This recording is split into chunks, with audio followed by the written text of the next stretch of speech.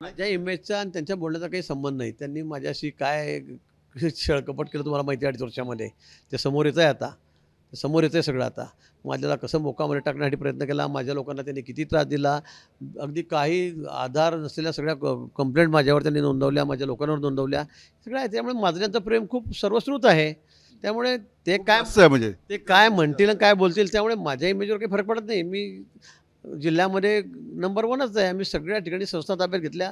आमदार आमचे 1 नंबर आहे. खासदार आमचे निवडून येतात दोघी ठिकाणी. आम्हाला काही त्याची चिंता नाही आहे. कोणी काय म्हणतं काय लोकं जनता आमच्या पाठीशी.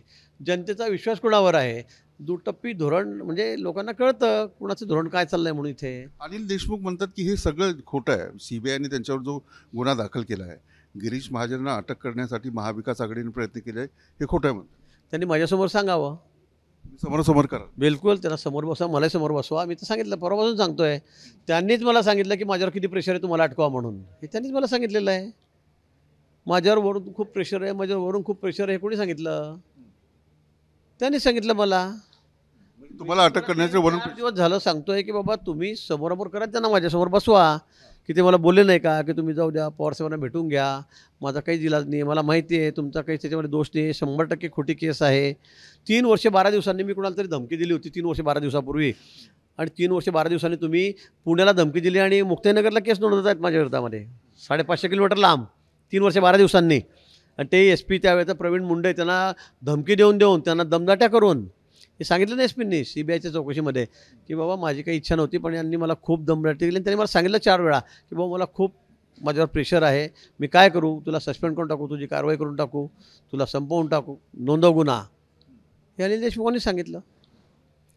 अनिल देशमुख मला खडसेचा खूप त्रास आहे या विषयामध्ये आणि ते साहेबांचा जाऊन मला एकदम दम भरायला लावतात. त्यामुळे माझा नाईलाज आहे तुम्ही साहेबांना एकदा जाऊन भेटा, विचारा अनिल देशमुख बोलले की नाही. आणि त्यांच्या म्हणण्यावर मी शरद पवार साहेबांच्या घरी जाऊन भेटून आलो 8 दिवसांनी. हे खोटं का विचारा. शरद पवारांना भेटला होता. हो भेटलो मी. मी त्यांना हे सांगितलं की बाबा अनिल देशमुख मला सांगतात की तुमचं प्रेशर आहे म्हणून.